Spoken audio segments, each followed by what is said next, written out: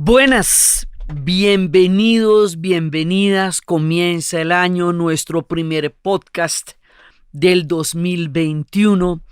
Les tenemos cosas deliciosas y maravillosas este año. Vamos a empezar con unos episodios sobre la epopeya de estar o intentar o crear y hacer rock en Hispanoamérica, inspirados en la serie de Rompan Todo, que se estrenó hace poco y es en realidad el primer gran documental del rock en Hispanoamérica, en América Latina, que se hace. Y un poco eso nos inspiró, pues porque esa ha sido una banda sonora muy importante de mi vida y por todo el significado que tiene para nosotros como narrativa, como voz, como continente, como sonido, como cultura. Entonces vamos a estar metiéndonos por ahí y después de estos episodios vamos a hablar del Brexit. Exactamente qué es lo que pasa, qué es lo que implica, incluso hasta para las Malvinas, porque todo el mundo de alguna u otra manera se va a ver afectado por esa decisión histórica tan extraña que tomaron los británicos y que ahora acaba de entrar en vigencia. Y luego les tenemos el plato fuerte de este semestre, digamos nuestro más grande preparado y cocinado, una historia en 12 capítulos de América Latina que vamos a hacer recorriendo nuestro continente, y por eso empezar por contarles la historia del rock es un abrebocas, es una invitación un poco desde la cultura y desde el sonido a lo que luego va a ser un recorrido histórico por América Latina. Entonces un poco eso es lo que vamos a hacer de aquí para adelante durante más o menos el primer semestre. Así que les contamos a qué los estamos invitando, a qué las estamos invitando. Y bueno, listo, arrancamos porque ya empezamos para adelante con todos los hierros, con todas las ganas, las listas, por todo lo que hemos visto con el tema de derecho, las listas están en Spotify, las listas de los programas, para que las sigan y las puedan disfrutar y puedan referirse a cada una de las canciones que vamos a estar nombrando a lo largo de estos capítulos, ¿ok? Entonces, eso primero para que la puedan tener totalmente disponible, ahí las vamos a montar.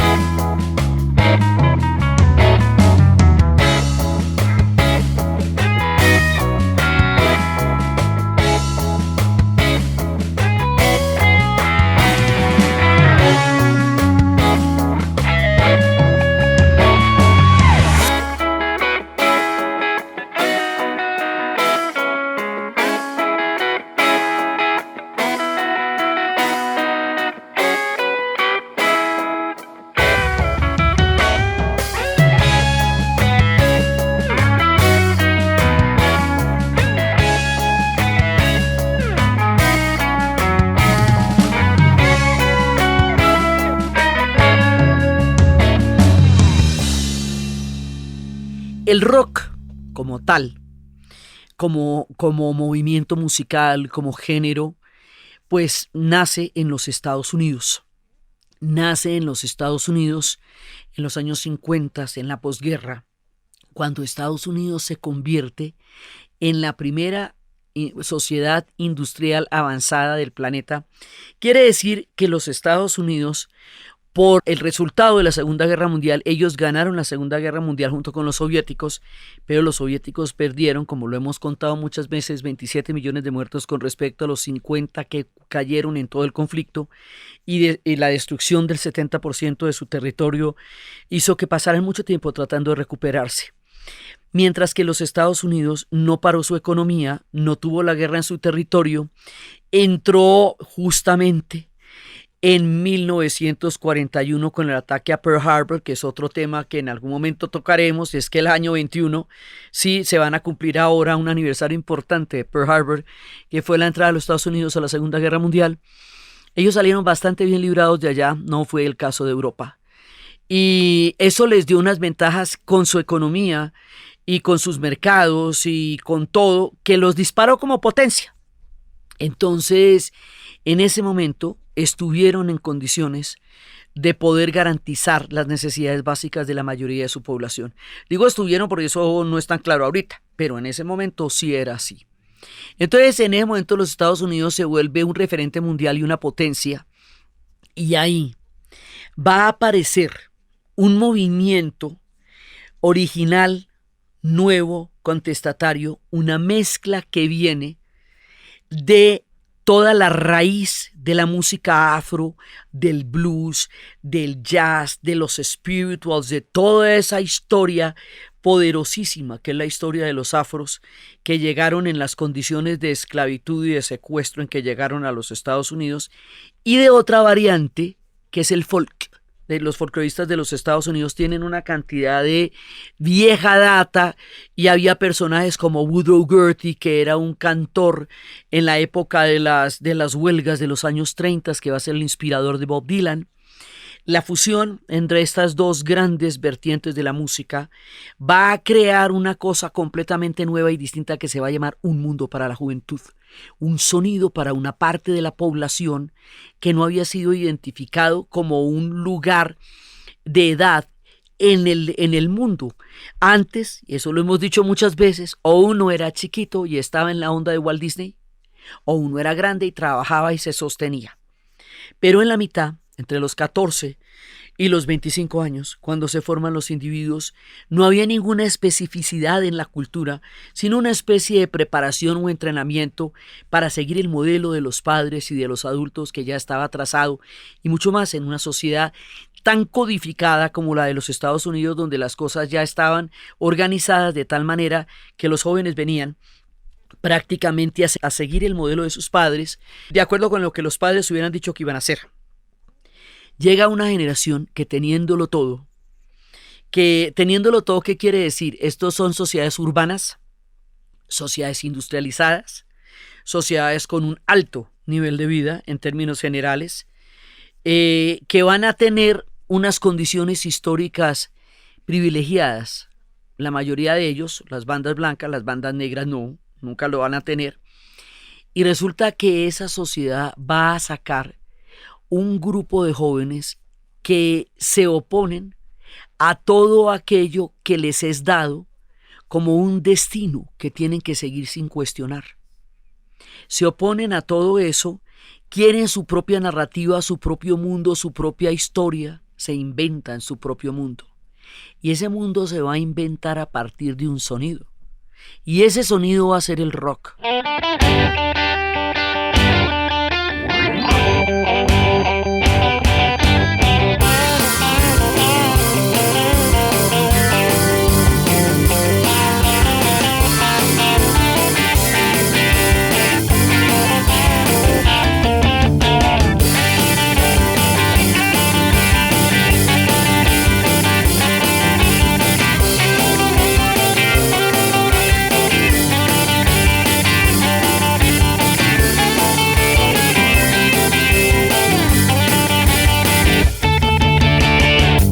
Y el rock va a ser el creador de un fenómeno cultural importantísimo que se llama un mundo para la juventud. La juventud empieza a ser muy importante, no solamente porque va a haber, por las mismas condiciones de vida, de altos niveles de vida, una explosión demográfica enorme que se van a llamar los baby boomers, porque boom es digamos como una explosión. Y ellos van a pasar los Estados Unidos de 150 millones de habitantes a 180 millones de habitantes durante esta época de confort de los suburbios. Entonces va a haber mucho peladito por ahí, y esos peladitos van a crecer y van a tocar guitarras eléctricas.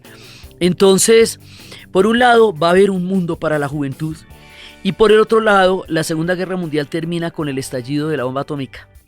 y el estallido de la bomba atómica nos lleva a una conciencia planetaria totalmente distinta y nunca antes experimentada, y era que la posibilidad de la destrucción termonuclear podría llegar a ser una realidad en una generación, y eso hace que el tiempo del aquí y ahora se vuelva un tiempo absoluto, que la idea de pensar en muchas generaciones podía no llegar a suceder con la paranoia de la Guerra Fría y de la bomba atómica que va a estar permanentemente pendiendo sobre las cabezas de toda la gente que nació después de 1945, que es cuando van a nacer la mayor cantidad de generación de rockeros. Entonces nace en los Estados Unidos y nace en Inglaterra. Y nace en Inglaterra en condiciones completamente diferentes, porque los ingleses no era que la estuvieran pasando bombis. Ellos habían tenido una pelea brutal para poder ganar la Segunda Guerra Mundial. Habían sido bombardeados hasta el piso, hasta las cenizas. Habían muerto los padres de la mayoría de los rockeros en la batalla de Inglaterra. Habían muerto defendiendo esa isla. Una cantidad de madres asustadas y solas sacaban adelante niños que habían crecido después de las batallas. Pero en Inglaterra va a haber una cosa que es como una especie de retribución al enorme sacrificio que el pueblo inglés hizo durante la guerra, que se llamaba el Estado benefactor, de la cuna hasta la tumba. Algo, decía un lord que integraba en ese momento el gobierno, le debemos dar a los británicos por haber empeñado todo el alma en tratar de salvar en un momento dado al mundo y luego a Inglaterra misma. Durante la Segunda Guerra Mundial, recordemos que toda Europa había caído y el único que quedaba todavía peleando era Inglaterra antes de que los Estados Unidos llegara a la guerra y cuando todo el ejército europeo estaba atrapado en Dunkerque. Entonces resulta que los hijos de los héroes de la batalla de Inglaterra van a ser los rockeros. Hemos contado muchas veces por qué hay tantas alusiones y hay tanta música, como el caso de Pink Floyd, de The Wall, o como el caso de Supertramp, que empieza con las palabras de Churchill de que no nos vamos a rendir. O dice, hay una cantidad de alusiones porque ellos son los hijos de la gente que murió en las batallas. Entonces, esta gente tiene estado benefactor. Están hasta ahora despegando de la ruina total, pero ya tienen unas condiciones medianamente dignas. No todo el mundo se siente todavía incluido, por eso habría gente como los Mods y los Squads que van a dar origen a The Who, pero de una u otra manera hay alguna posibilidad, hay esperanza en el montaje del Estado benefactor, a pesar de la desolación, porque en el momento en que nace David Bowie, eso era un charco y un pantano harto. Por eso él va a crear ese flamboyante personaje para demostrarles que ellos y su generación pueden lograr cualquier cosa, aunque sus condiciones de nacimiento no hayan sido las más chéveres. Entonces no es lo mismo estar en un garaje en Londres tratando de sacar adelante una guitarra eléctrica que estar en la California, en la plena playa, a lo bien, porque las condiciones en Estados Unidos sí son definitivamente mucho más flamboyantes y mucho más poderosas y mucho más ricas. Pero unos y otros tienen que comer, o sea, los 3 golpes los tienen garantizados todos. Luego el problema no es salir a comer, eso es importante para lo que les voy a contar, porque ese no es el caso de nosotros. Entonces, resulta que cada uno con su propia historia.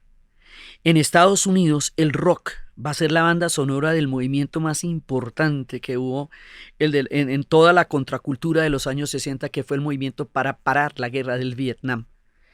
Y ese movimiento va a aglutinar a todo el mundo, y finalmente el manifiesto último que va a llegar a considerar esto va a ser el concierto de Woodstock, al cual le dedicamos 3 capítulos de nuestro podcast del 2019 con motivo del aniversario de los 50 años, que pueden volver a pillarse dadas las condiciones, y eso va a ser fundamental en los Estados Unidos y van a crear toda una protesta contra el sistema, contra la guerra.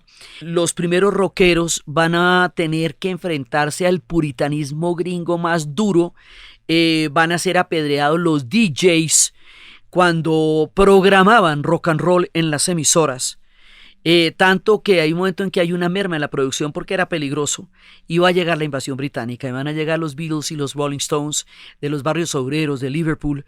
Va a salir un sonido que va a reproducirse por toda la tierra y se va a articular el rock como movimiento, como rebeldía, como una manera de confrontar un sistema que de una u otra manera no ofrecía la libertad y las posibilidades que ellos querían para su propia vida.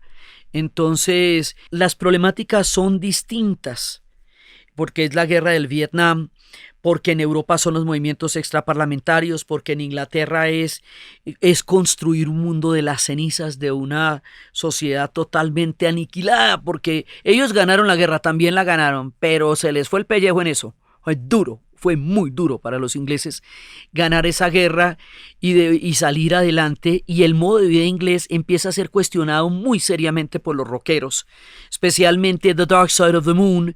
Habrá, digamos, muchísimos álbumes que van a cuestionar, Selling England by the Pound de Genesis, a cuestionar durísimamente el modo de vida inglés, porque lo consideran caduco, formal, hipócrita, y que ya no contesta las necesidades de una sociedad que nació después de la Segunda Guerra Mundial.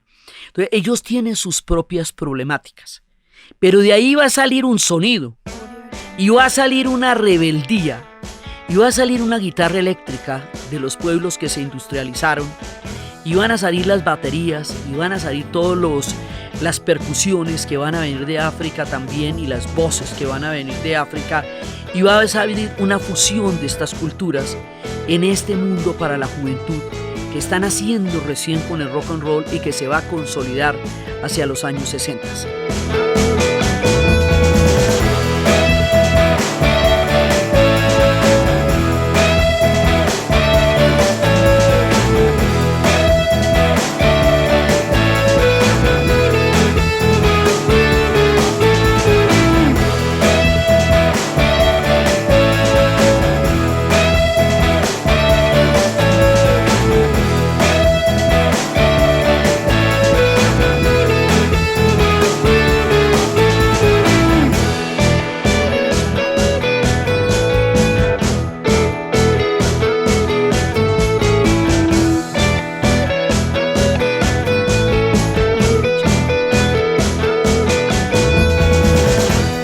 Dos pueblos están muy ligados históricamente a este nacimiento: México y Argentina.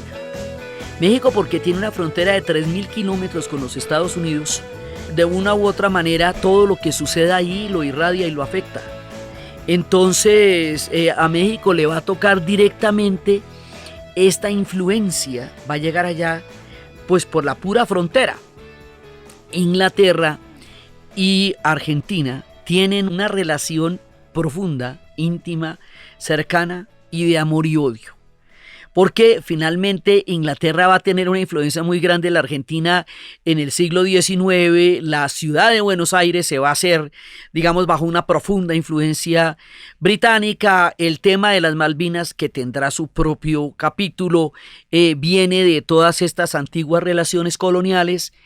Pero están muy ligados igualmente a los ingleses, y entonces ellos tienen puentes con Europa porque son los hijos de los emigrantes europeos que se fueron durante finales del siglo XIX y comienzos del siglo XX, cuando contábamos que 40 millones de europeos emigraron a América Norte y Sur. Entonces, para ellos los italianos, y para ellos los alemanes, y para ellos los ingleses, y para ellos los suecos, y para ellos un montón de gente, son sus abuelos o sus padres. Eso lo vamos a tener que ver cuando Miguel Mateus, muerto de la sorpresa, se declare que están solos en América. Europa no responde, estamos solos en América, cuando las Malvinas, que van a quedar ellos como, ¿what? ¿Qué pasó aquí? O sea, ¿de dónde quedamos? En América Latina, papá. Entonces, resulta que en estas dos ejes o polos de desarrollo, hay unos desarrollos culturales enormes, enormes.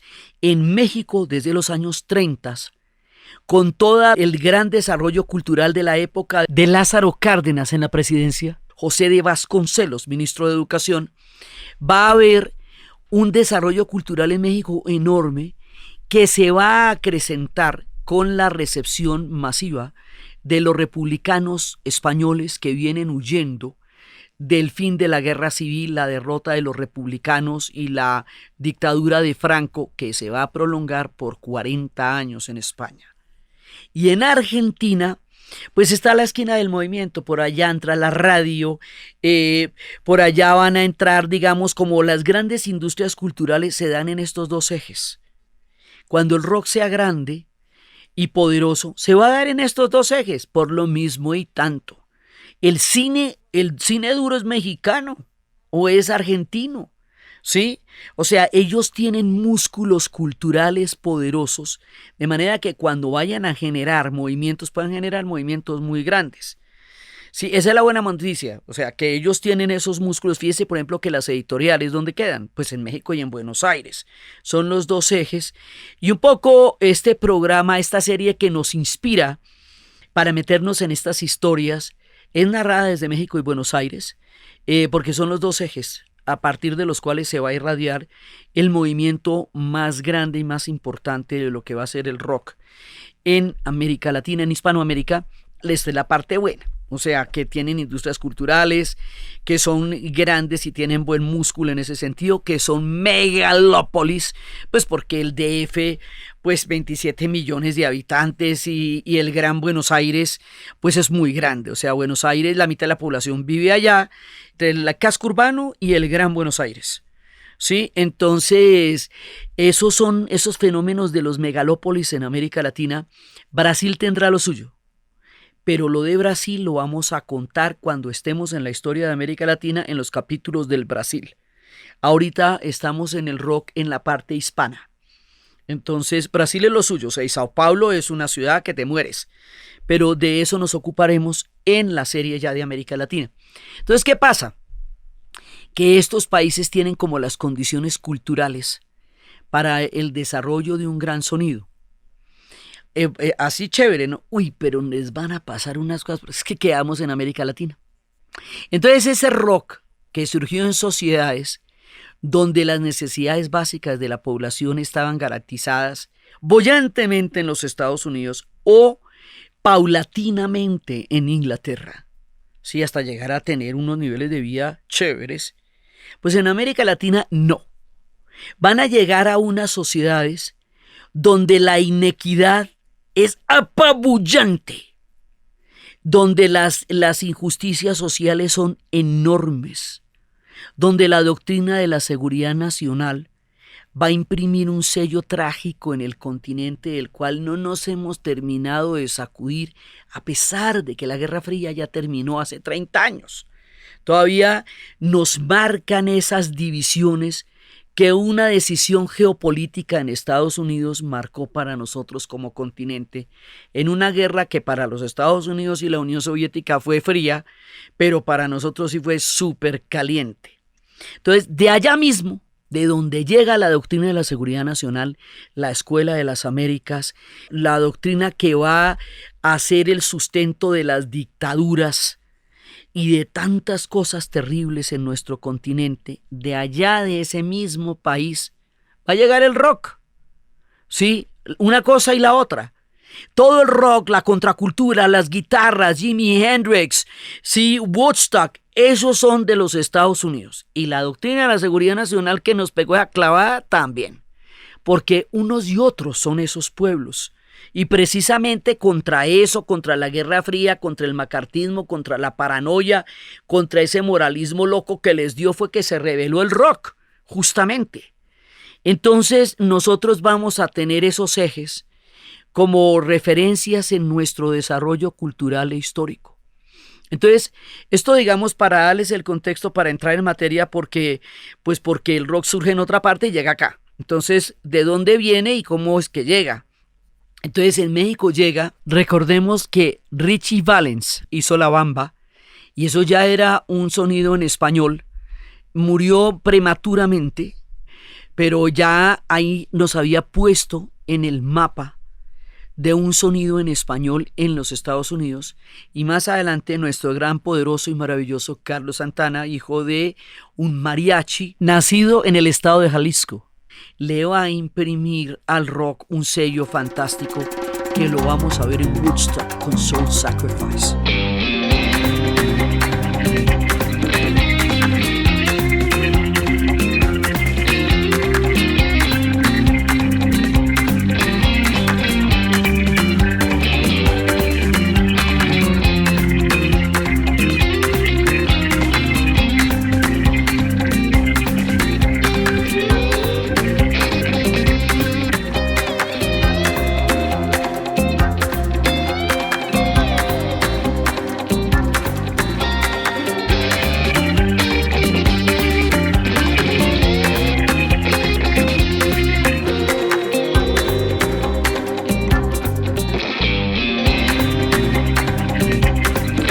Entonces, a México van a llegar primero las canciones de los Estados Unidos, van a llegar en forma de baladas. Las primeras partes son baladas que no anuncian lo que vendría después. Porque usted las oye y las ve y ve los primeros capítulos, le suenan bastante, digamos, como un poco melosos, ¿no? O sea, como no augura lo que habría de nacer a partir de ahí, pero es el comienzo. Es el comienzo. Y lo que van a hacer es que van a empezar a traducir las canciones que vienen de los Estados Unidos al español. Ahí todavía es simplemente eso, una traducción, un cover en español, que además curiosamente muchos no sabían ni siquiera que no eran originales de México, sino que eran covers de canciones que se estaban haciendo en los Estados Unidos. Y va a empezar por ahí el movimiento, y en Argentina también van a ser muy importantes las baladas, van a ser, digamos, como puntos de partida también. Entonces, mientras se empieza a desarrollar un movimiento que va a ser el rock, van a empezar a pasar barbaridades. Sí, barbaridades, o sea, al principio tenemos baladitas o rock and roll, sí, que aparecen los Teen Tops, los Blue Caps y los Locos del Ritmo, que son los pioneros, sí, y que tratan de adaptar los grandes éxitos del rock al español y a la cultura mexicana. La adaptación a la cultura mexicana va a llegar a límites sublimes. Eso lo vamos a desarrollar fantásticos. En el caso de los argentinos ya la influencia viene de los Rolling Stones, viene de los Beatles, viene de una invasión uruguaya, que eran los Shakers y los Monkers, sí, que van a llegar allá. Aquí estaban los Speakers y estaban los Flippers y estaba Arturo Astudillo, aquí en Colombia digo, y también se toma el Club del Clan, que se inspiró en un programa que se estaba haciendo en Argentina. Aquí también va a estar esta influencia, van a llegar también las baladas, aquí va a llegar Oscar Golden y Harold y Vicky. Vamos a empezar, digamos, como en un mundo en donde la balada empieza a ser pionera de un sonido que se va a hacer mucho más complejo de ahí en adelante. Y bueno, no, pues todo bien. Y resulta que cuando sucede el festival de Woodstock, pues los mexicanos quieren hacer su festival que se llama Avándaro. Y también en un campo, originalmente era una carrera de carros, que iba a ser, digamos, animada por una serie de figuras de rockeros antes. Y después venía la carrera. Pero esto fue cambiando de dimensión. Y al igual que en Woodstock esperaban 70,000 personas y llegaron 300,000, en Avándaro esperaban algo mucho menos y llegaron 250,000. La gente se encueró, como dicen ellos, o sea, se quitaron la ropa, la gente se metió en el lago como en Woodstock. Hubo consignas políticas de poder y juventud. La gente fumó marihuana como se usaba, como en ese momento estaba entrando. O sea, todo lo mismo que pasaba en Woodstock, que inclusive nosotros tuvimos en Medellín una versión un poquito más adelante de nuestro propio Woodstock criollo que se llamó Ancón, el Festival de Ancón en Medellín, que también tenía la idea de hacer un mini Woodstock, también cerca a Medellín, la versión nuestra criollita. Entonces, Avándaro se volvió muy grande, y cuando Avándaro se volvió tan grande y cogió tanto poder, el gobierno se asustó, el sistema se asustó y empezó a haber una amenaza en un mundo que no podía controlar. Este mundo para la juventud, que surge desde el momento del rock and roll en los Estados Unidos y que ahora se hace visible en Avándaro. Avándaro es el punto de partida. Y todo bien, o sea, chévere, pero ¿cómo diría de chévere el festival? ¿Cómo estaría la gente de contenta? Que terminaron cancelando la carrera.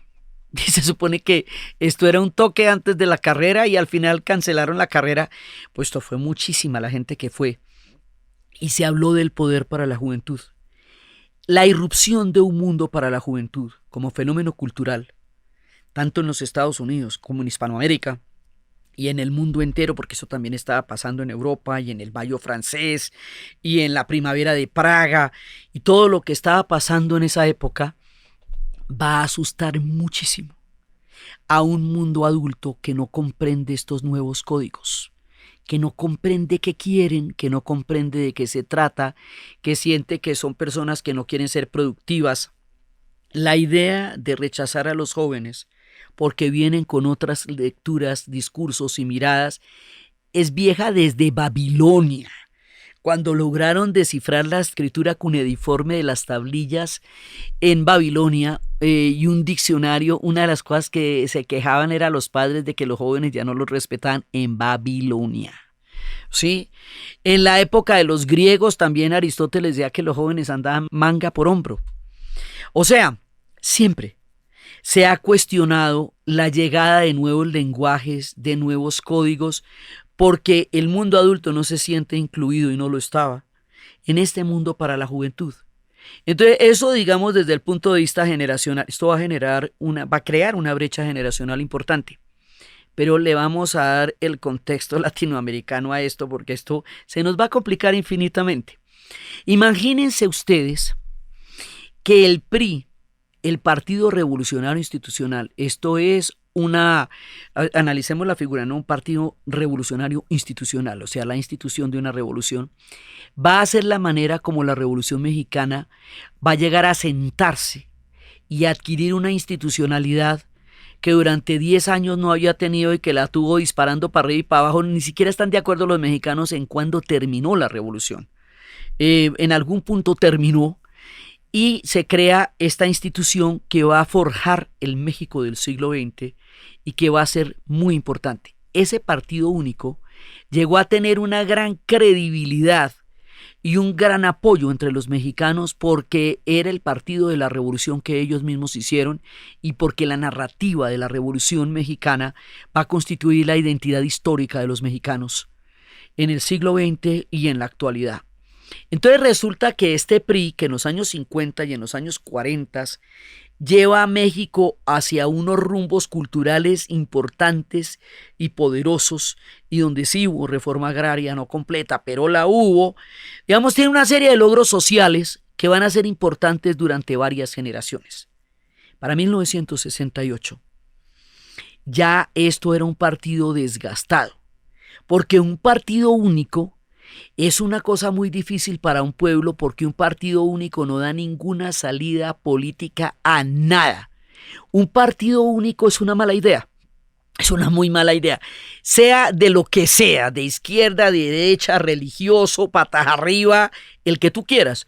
Un partido único es una mala idea, porque no admite ninguna fisura, ninguna contradicción, porque capta todo. Bueno, entonces esto se fue desgastando por la inercia de la historia. Y ya en ese momento va a llegar un punto de fractura, en donde el pueblo mexicano se va a ver roto frente al PRI. Y ese momento va a ocurrir el 2 de octubre de 1968, 2 semanas antes de las Olimpiadas, en el conjunto de Tlatelolco, donde el gobierno va a producir una matanza sobre un movimiento estudiantil pacífico que llevaba más de 3 meses, que estaba conformado por la UNAM y por el Instituto Politécnico Nacional, y que se reunieron en la Plaza de las Tres Culturas, y a la señal de una bengala empezaron a matar estudiantes, y mataron una cifra que hoy día todavía no es clara, pero que fueron más de 300. Digamos, eso no es claro todavía. Hay un libro que se llama La noche de Tlatelolco, de Elena Poniatowska, que es bastante impactante sobre las voces de lo que ocurrió. Tlatelolco fractura al PRI con el pueblo mexicano. O sea, ahí va a suceder esto, inclusive casi que se cancelan las Olimpiadas, porque el carácter de las Olimpiadas es la unión de todos los pueblos, y habrían de ocurrir en el lugar donde hubo una masacre de estas. En ese momento Octavio Paz y Carlos Fuentes se retiran de las embajadas donde habían sido nombrados embajadores, porque dicen que ellos no representan a gobiernos que asesinan a sus estudiantes. Esto va a ser gravísimo, gravísimo. Va a haber 2 cosas que van a ser muy graves: Tlatelolco y en el 71 el Halconazo. El Halconazo va a ser otra matanza de estudiantes hecha por grupos paramilitares que habían sido entrenados. La película Roma de Cuarón es la que nos va a contar esto, ¿sí? Pero lo que pasa es que el Halconazo, como ya sucede después de las Olimpiadas y después del Mundial de México 70, ya nadie le para bolas y poquito que se conoce, pero fue una matanza de un grupo entrenado por el gobierno que mató a estudiantes, que los mató matados. Entonces, según nos cuentan un poco en el documental, que vamos a estar refiriéndonos a ellos sin que sea una recreación de lo que ellos nos dicen, pero sí los vamos a tomar como referencia y como inspiración, porque es a partir de eso que a mí me entró la fiebre de querer hablar de esto, porque quedé re loca de la felicidad de haber visto eso. Entonces, ahí un poco nos dicen que ellos, los mexicanos, no tuvieron una dictadura brutal, clara y abierta, como las que ocurrirían en Argentina, Chile, Uruguay, Paraguay y Brasil. Pero sí tuvieron una represión soterrada brutal. De una manera diferente, sin los tanques en la calle, sin todas las condiciones de lo que fueron esos golpes de Estado y esas dictaduras tan absolutamente terribles que ensombrecieron durante tanto tiempo la historia del continente. Esto era tapadito por debajo de la mesa, pero era muy grande. Después de Tlatelolco, viene una persecución a los jóvenes, y ser jóvenes resulta de lo más sospechoso, y ser jóvenes resulta terrible. Y Avándaro, en ese contexto de un PRI ya descompuesto, se vuelve como una amenaza, lo que no lo era, ¿me entiende? Todo el mundo estaba ahí, todo bien, relajado, fresco. Inclusive hay una canción de la chica que se encueró en Avándaro, que es una anécdota muy bonita porque se supone que el man está con ella y ella le confiesa que es la chica que se encueró en Avándaro, lo que va a ser fantástico. Es un recuerdo muy bonito para ellos, pero no fue así como lo vio el régimen. Y empezamos. El régimen y las dictaduras y todas las diferentes formas de poder van a ver en el rock una amenaza, Oli. Pero esto es sistemático. Lo veían así en los Estados Unidos, lo veían así en Inglaterra cuando arrestan a Mick Jagger por haberse fumado un cigarrillo de marihuana y le van a meter una sentencia terrible y se toman las calles de Londres y le dicen, y ahí sale un artículo que dice que por qué destruir a una mariposa en una rueda de acero, que el juicio contra él era generacional y que excedía sus posibilidades de poder contestar a eso. Va a haber una forma en la que el sistema, el establecimiento, el poder, la cultura imperante, dominante, vaya a sentir en el rock una amenaza. Y esto se va a ver una y otra vez a lo largo de nuestro relato. Aquí y en Cafarnaúm, o sea, porque hoy por hoy hacer rock en Irán, te quiero decir, eso es una cosa de alta peligrosidad.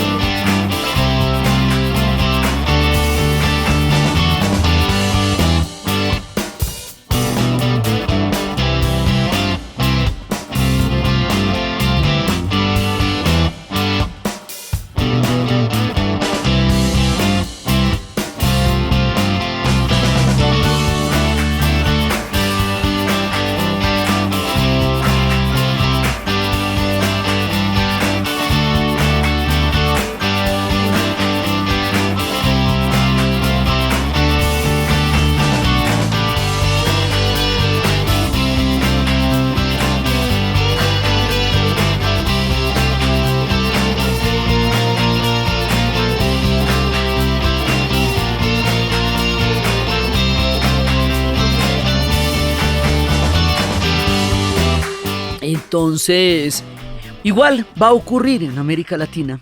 Y Avándaro, que fue como tan sollado, va a ser entendido como una fuerza anárquica de una juventud que está hablando de tomarse el poder y que ellos sienten que hay que frenar.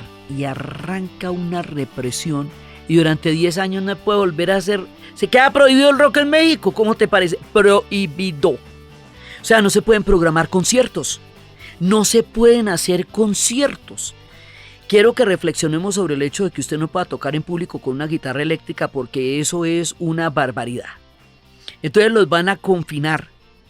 O sea, la gente se va a tener que meter en los rotos más espantosos que serían, nos cuentan ahí, que son los hoyos funk, que eran unos lugares perfectamente, unos dungeons, unos catacumbas prácticamente, pero eran lugares abandonados. Entonces llegaba la gente y ellos contaban, un lado de la pared eran los baños de las chicas y otro lado de la pared eran los baños de los chicos, porque no eran lugares que estuvieran adoptados, eran lugares abandonados.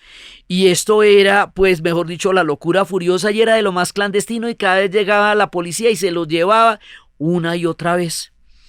Dicen en el documental, y es verdad, que los rockeros son tercos. Y sí, somos tercos, efectivamente.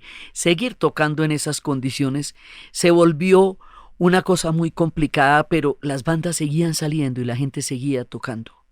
Entonces les tocan 10 años de prohibición, que no es una dictadura abierta, pero sí es una prohibición real. Entonces, en América Latina, el rock va a enfrentar una gran cantidad de obstáculos culturales, porque va a ser considerado degenerado, anarco, terrible, mechudo, marihuanero, todo lo que usted quiera de epítetos que descalificadores. O sea, nadie va a tomarlo, del sistema no los toma en serio. Se va a encontrar con un sistema de partido único que considera que el rock es una amenaza, porque no lo puede controlar ni lo que dicen, ni lo que tocan, ni lo que hacen, ni lo que quieren vivir. Entonces, lo reiterativo van a ser las prohibiciones, ¿ve? Una y otra vez las prohibiciones, y en México les va a tocar muy duro. Entonces empezamos un poco por ahí de la gente que lo recibe directamente, pero las bandas cada vez van tocando más y cada vez van queriendo tener no solamente un sonido en español, sino poco a poco un sonido que represente a América Latina, que de verdad tenga que ver con nuestra cultura. Aquí va a haber un fenómeno bellísimo, interesante, sublime, poderoso, mágico. La apropiación cultural, el empoderamiento, el enraizamiento, la localización de cómo estos sonidos que llegan por las fronteras en el caso de México o por los puentes culturales en el caso de Argentina van a llegar a ser sonidos que van a ser entendidos como tales, como una fuerza de América Latina, y esto va a llegar a ser nuestra gran epopeya sonora, lo mismo que la literatura ha sido nuestra gran epopeya narrativa. Entonces es una larga historia, pero es hermosa y heroica y sublime, y los mexicanos van creando todas estas bandas fantásticas, y entonces ellos ya empiezan a hablar de muchas cosas, ¿no? Ya empieza toda la represión, y ellos siguen tocando, o sea, esto no va para nada, va a detener el rock. Nada va a detener el rock y van a seguir oyendo las bandas a los diferentes conciertos. Entonces, esa es como se va dando la movida, esta Botellita de Jerez, que es como una banda pionera muy importante, y de ahí para adelante empiezan a crear bandas que después nos van a llevar a La Maldita Vecindad, que nos van a llevar a Café Tacuba, que nos van a llevar al Tri. Nos van a llevar por un camino increíble, y en el caso, por ejemplo, de La Maldita Vecindad, debemos contar una historia que es muy importante. Resulta que hubo una generación de chicanos que tuvieron toda una identidad que era el pachuco. Era una identidad chicana y era una identidad mexicana, una identidad de los mexicanos nacidos en Estados Unidos, que se llaman chicanos. Recordemos que Estados Unidos en una guerra le quitó el 67% del territorio a México en el Tratado de la Alta California, y que todo ese, hasta Colorado, eso era México. Sí, hasta 1848, eso era México. Entonces esta gente que nace aquí en realidad es mexicana hace los años de la pera, porque ellos sí que son antiguos, ¿sí? Pero quedan en un no lugar, que significa que Estados Unidos le haya quitado todo ese territorio a México. Y ese no lugar es el chicano. Y una manera de tener una identidad es toda la manera como ellos se van a crear unos trajes, unos sombreros, unos pantalones bombachos, unas cadenas que les cuelgan, una elegancia, un visaje, una cosa, y eso se va a llamar el pachuco. Hay una película de un personaje que se llama Edward James Olmos, que se llama Zoot Suit. En español la trajeron como Fiebre Latina, y es una historia alrededor de los pachucos y el pachuco baila mambo. Entonces la maldita vecindad le dice a los papás, venga papá, ¿a usted también lo regañaban? ¿No es que usted era un pachuco? Entonces usted también fue un visajoso, usted también la montó, porque decían que cómo se atrevían a salir con esas vestimentas a la calle. Dice, bueno, pues a ver, usted también era un visaje y a usted también lo regañaban, pachuco, porque usted era un pachuco. Y ahí la rompen. Ahí la rompe porque entran en un punto de identidad histórica, siendo la búsqueda de la misma. Es una identidad histórica, así era en su generación, aquí así es en la mía, ¿ve? O sea, ¿cuál es la escama? Si usted era pachuco, dice la maldita vecindad. Entonces empieza todo este mundo para construir esa identidad en medio de la prohibición y de una prohibición de terrible doble moral, porque no parece que México estuviera tan supremamente metido en la prohibición, pero lo está. O sea, México tenía una imagen muy amable hacia afuera, porque recibía a todo el mundo, porque abría las puertas a los perseguidos, porque tenía una reivindicación muy poderosa de su pasado indígena a nivel simbólico, pero adentro, de puertas para adentro, a los indígenas les daban muy duro y a la gente no la dejaban hacer rock. Eso también nos lo muestran, la prohibición a la gente nos lo muestran en la novela de Guillermo Arriaga, El Salvaje. También nos hablan de cómo llegaron a ser perseguidos los jóvenes. Entonces, ahí las cosas no eran como se veían. En Argentina está pasando otro tanto. En Argentina, en 1969, va a haber un movimiento estudiantil muy grande que se conoce como el Cordobazo. Porque fue en Córdoba. El primero fue en 1912, que fue el que creó la universidad como la conocemos.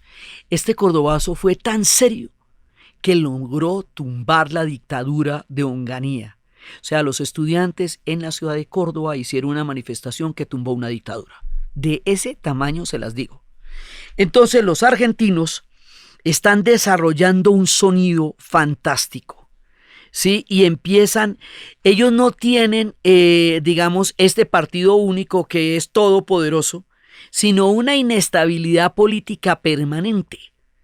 Permanente porque pasan de una dictadura a una inestabilidad creciente que luego los va a llevar a un momento muy caótico y de ese momento muy caótica o a otra dictadura, esta sí, mucho más tenaz.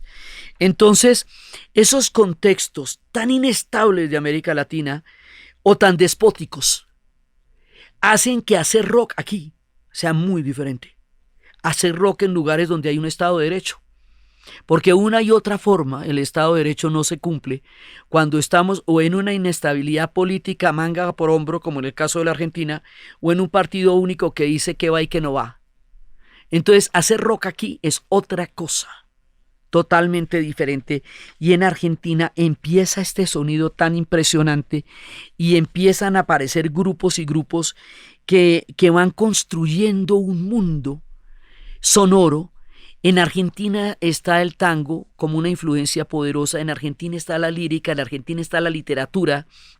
En Argentina decían también en el documental que ellos, más que grandes cantantes, que a mí sí me parece que son grandes cantantes, tienen grandes letristas. En Argentina está Cortázar y está Borges y están los grandes escritores del boom, lo mismo que en México, está Octavio Paz y está Carlos Fuentes,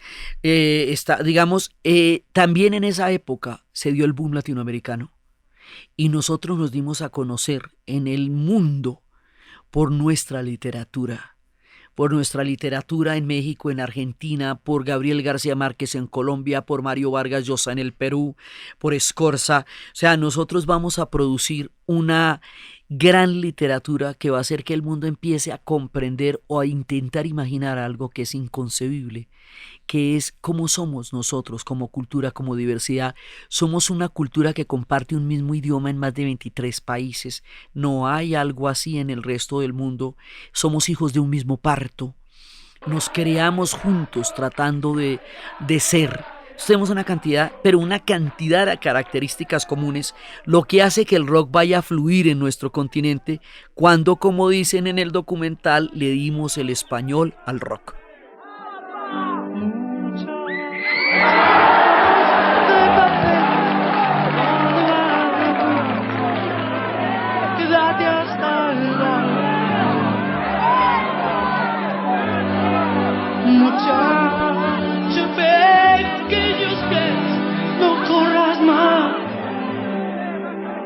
nadie hasta el alma. La la la.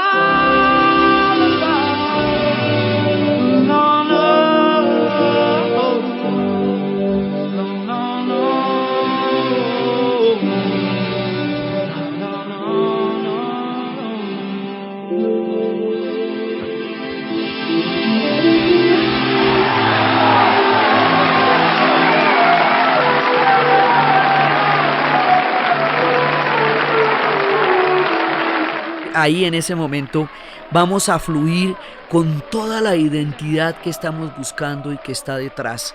Entonces, a pesar de que tenemos palabras diferentes, sí, yo trato en todos los programas de no hablar de coger porque en Argentina significa otra cosa y en México también, y sé que me oyen. Aquí significa tomar un objeto con la mano. Yo tomo un vaso de agua, pero allá significa otra cosa. La mayoría de las veces lo logro, no siempre. Entonces, bueno, hay una cantidad de palabras después cuando hablemos de los españoles de refilón, porque allá el rock significa otra cosa muy grande y no nos vamos a meter en semejante cosa porque eso es otra serie, pero un poco así, ¿no? Entonces, resulta que en Argentina es un sonido muy distinto, pero un sonido muy importante. Empiezan a aparecer las bandas como Los Gatos y Almendra, y con Almendra, Papacito Spinetta. Sí, Spinetta va a ser así uno de los productos, o sea, de las maravillas de la naturaleza. Luis Alberto Spinetta, el flaco Spinetta, nos va a dar una fuente de creación a través de sus mutaciones, como Almendra y más adelante Pescado Rabioso, con su voz maravillosa, con sus letras impresionantes, y empiezan a cantar, y empieza, digamos, todo este mundo que van creando los argentinos. Va a haber y empieza la represión, porque entre el caos también hay represión. O sea, hay un desorden institucional muy grande en Argentina, pero en cambio también hay represión. Y el rock va a ser reprimido todo el tiempo. Este mundo para la juventud no va a ser comprendido, los jóvenes van a ser entendidos como sospechosos, siempre se creen, además sospechosos en todos lados, ¿sabe? Porque hay un momento en que la derecha considera que los jóvenes son anarquistas y son izquierdistas y son revoltosos. Y la izquierda antigua considera que son burgueses porque son rockeros, y el rock lo veían como un producto burgués.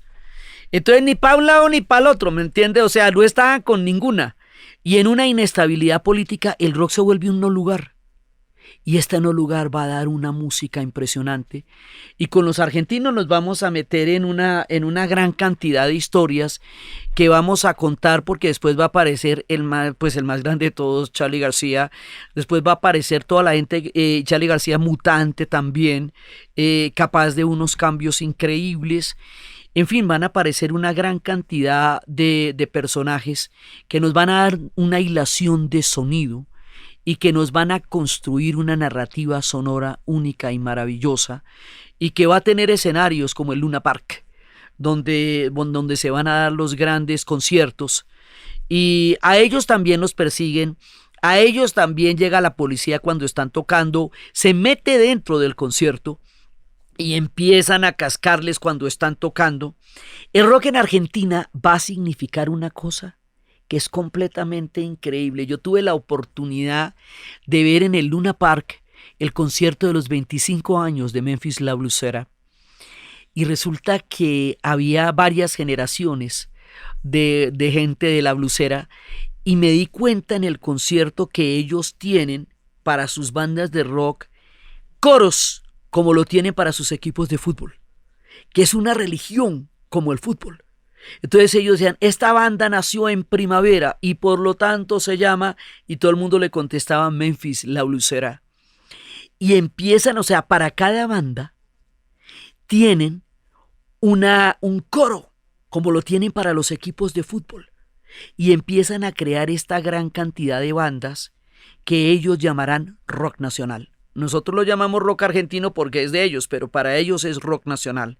Y cada una de estas bandas, muchas locales, o sea, muchas que van a tener un éxito dentro de ellos, como Patricio Rey y Los Redonditos de Ricota, son bandas que van a tener sus propios fans, que los siguen a todas partes, que mueren por ellos. O sea, lo que llega a significar el rock en Argentina es una cosa que realmente hay que imaginárselo para entender la profundidad del rock en el alma y en la narrativa y en el sonido de los argentinos. Y por eso van a crear unas cosas absolutamente increíbles y van a venir grupos que realmente nos van a voltear la cabeza con todo lo que cantan. Va a haber canciones como Represión que van a ser muy fuertes y que van a ser reprimidas por la represión, y se va a dar una reciprocidad, una conexión, una equivalencia entre México y Buenos Aires. A pesar de que este continente es muy grande, pero está profundamente conectado. Entonces, culturalmente, por lo que le digo, porque somos una cultura con una gran cantidad de similitudes. Entonces, estos dos ejes del rock no solamente se van a desarrollar paralelamente, sino que se van a conectar. Entonces algunos de ellos sienten que los quieren oír es en la Argentina y se van para allá y se vuelven como los dos primeros ejes. Aquí en Colombia era muy difícil, y más adelante cuando el rock se vaya a volver mucho más poderoso en términos progresivos y todo, que llegaran las carátulas, que llegaran los discos no llegaban acá, llegaban a Argentina, llegaban a México, incluso a Panamá y a Venezuela. Pero aquí no llegaban. Yo, que era rockera de los tiempos análogos, sufría porque la única manera de oír rock era que uno tuviera una persona a la que le llegaran los discos de Estados Unidos, que podía hacer lo que se le diera la gana porque era el único que tenía un disco de Queen o era el único que tenía un disco de Yes, y a uno le tocaba aceptar las condiciones que fueran para poder oír la música, porque no llegaban las carátulas censuradas, o simplemente no llegaban. La gran música progresiva no llegaba, menos aún todo este rock que se está cocinando en la Argentina. Para nosotros va a llegar de otra manera. Eso también vamos a contar cómo llegó, cómo vinimos a conocer los colombianos este rock. Aquí había rock, pero no había una industria disquera. Aquí había rock, estaba la Gran Sociedad del Estado, estaban los conciertos del IJK, estaba la gente haciendo rock y, como les digo, los flippers, los speakers, y había discotecas de rock, pero no había ese músculo. Y aquí va a suceder una cosa muy curiosa. En la novela Que ayuda a la música, vamos a ver cómo pasamos de un escenario de rock a un escenario de salsa. Aquí la rebeldía va a ser canalizada por la salsa en Colombia. Y aquí, digamos, Rubén Blades va a ser como nuestro gran maestro, nuestro gran mentor. Y la salsa va a ser la rebeldía y la resistencia va a ser la rumba. Y eso va a ser, digamos, colosal, de Cali, Barranquilla, Bogotá, Medellín, siendo Medellín un escenario, como lo será, de metal y de punk muy duro y muy importante. Digamos, masivamente nuestra resistencia a la durísima historia que hemos vivido va a ser esa a través de la salsa y a través de la rumba. Esa va a ser nuestra manera de resistir. Mientras que en México y en Argentina el rock va a tener un papel fundamental en la contestación contra el sistema, las dictaduras y la represión. Y el bagaje cultural de América Latina va a ir permeando el rock hasta convertirlo en una cosa absolutamente maravillosa y deliciosa. Entonces los argentinos están produciendo un sonido fantástico, con todas sus influencias y en medio de condiciones particularmente difíciles, y los mexicanos otro tanto. ¿Cómo se va a desarrollar este sonido? ¿Y cómo lo vamos a entender nosotros? Y cómo la guerra de las Malvinas va a crear un parteaguas en ese momento, y cómo las dos bandas, las dos tendencias se van desarrollando, y qué está pasando aquí mientras tanto, y cómo van a llegar más adelante, lo que nosotros vamos a ver en el siguiente programa. Este es nuestro abrebocas, nuestro primer capítulo. En el segundo capítulo vamos a ver desde los orígenes hasta las Malvinas y lo que significa las Malvinas, y más adelante vamos a entrevistar al hombre que trajo todo este rock en español, el rock en tu idioma, las emisoras en Bogotá y en Colombia, y vamos a hacer una conversa de cómo llegó todo esto a partir de las emisoras. Recordemos que en esta época no existen, la música no se puede compartir, le digo para la gente que ha nacido después de Napster. La música no se puede compartir, no se puede copiar, se copia en cassettes, que eso degrada el sonido muchísimo. El que tiene un disco no es el que lo tiene. Si no se puede programar en las emisoras, no se puede oír en otra parte. Los discos eran objetos únicos y solamente se podían oír en las emisoras, o usted tenía el disco y si no quería no lo prestaba. O sea, no existía la posibilidad de compartir la música. Entonces todo esto va a ser un acto de fe, de culto, de amor, de rebeldía, de terquedad, de emoción, que nos va a comprometer el alma. Y de eso es de lo que estamos hablando. Y aquí dejamos esta primera parte de nuestro recorrido por la epopeya histórica de hacer rock en Hispanoamérica. Entonces, desde los espacios de Un Mundo para la Juventud, de la creación del rock and roll, de la formación de este gran sonido que sería la banda sonora del siglo XX, desde sus orígenes en los Estados Unidos y la Gran Bretaña, de la llegada del rock a México y a Buenos Aires, y de cómo estos dos ejes históricos nos van a meter en un rock, en este sonido y en este idioma, y en una identidad histórica de la cual vamos a terminar participando todos en la narración de Ana Uribe. Y para ustedes, feliz día, cualquiera que se sea.